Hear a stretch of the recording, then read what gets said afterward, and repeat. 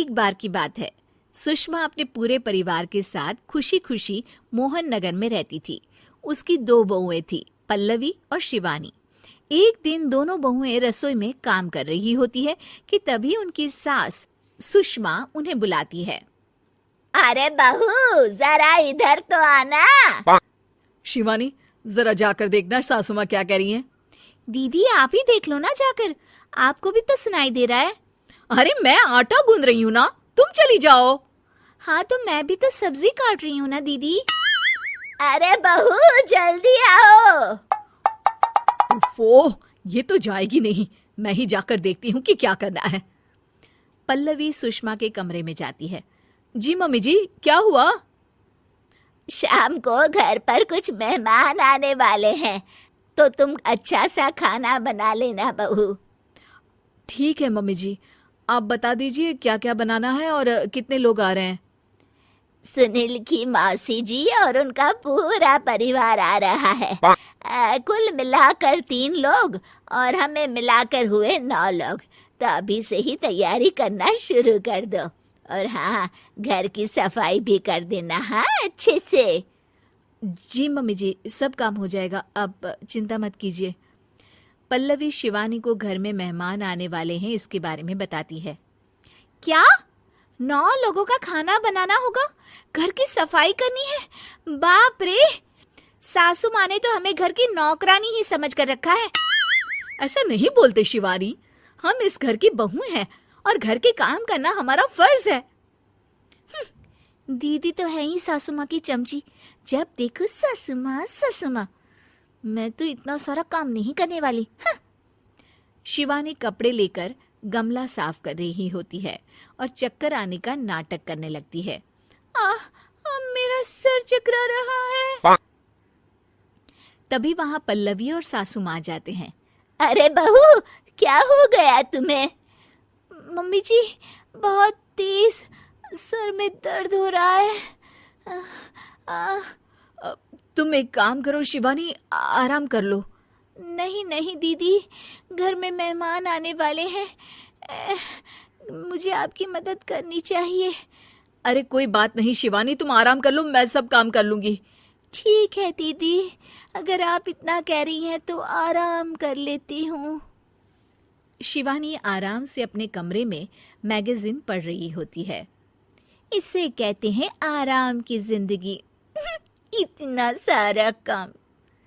चलो सारा काम खत्म हो गया, शिवानी को देख आती हूँ। शिवानी अपने कमरे में ईयरफोन में गाने सुनते सुनते सो जाती है और उसके साइड में मैगजीन भी रखी होती है। पल्लवी वहां आ जाती है और वो सब देखती है। ओहो, तो मतलब सब काम चोरी का बहाना था। अभी बताती हूँ इसको। घर का सारा काम मुझे करना पड़ा और ये महारानी यहाँ मैगजीन पढ़ रही है, गाने सुन रही है। पल्लवी रसोई से एक प्लेट और चम्मच लेकर आती है और शिवानी को थाली बजाकर उठाने लगती है। शिवानी अचानक से उठती है।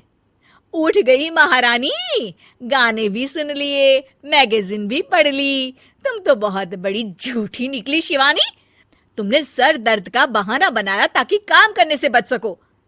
हाँ बनाया बहाना, तो क्या करती, इतने सारे काम करती। मुझे कोई शौक नहीं है चापलूसी का। क्या चापलूसी? तुम्हें लगता है कि मैं सारे काम चापलूसी के लिए कर रही हूँ? और नहीं तो क्या। तभी वहां सासू माँ आ जाती हैं। अरे बहू, वो लोग बस आने ही वाले हैं, तुम तैयारियां कर लो। जी सासू माँ, तुझे तो मैं बाद में देखती हूँ। सब खाना खाने बैठते हैं और खाना शुरू करते हैं। तभी सुनील की मौसी बोलती है। वाह भाई वाह, खाना तो बहुत ही अच्छा बना है सुषमा जी, एक एक चीज में क्या स्वाद है। ये सुनकर शिवानी मुंह बना लेती है। उसे अपनी जेठानी की इतनी तारीफ रास नहीं आती। आपकी बहुएं तो बहुत ही अच्छा खाना बनाती हैं।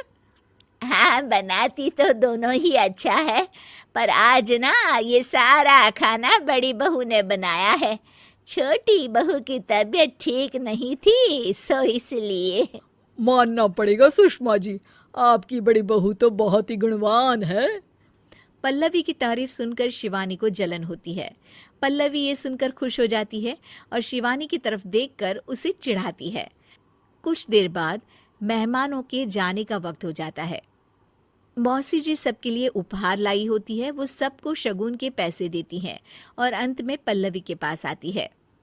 तुम्हारे लिए शगुन का लिफाफा तो है ही, पर बहू तुम्हें एक और उपहार भी मिलेगा इतना अच्छा खाना बनाने के लिए। मौसी अपने सोने के कंगन निकालकर पल्लवी को पहना देती है। ये लो, ये मेरे मनपसंद कंगन है, अब से ये तुम्हारे हुए। धन्यवाद मौसी जी। ये देखकर शिवानी तो पूरी तरह से जल जाती है और गुस्से से रसोई में चली जाती है। तभी वहां पल्लवी आ जाती है और उसे अपने कंगन दिखाने लगती है। देवरानी जी, अब आपका सर दर्द ठीक तो है ना? मुझे लगता है कि अब सर दर्द शुरू हो गया होगा आपका।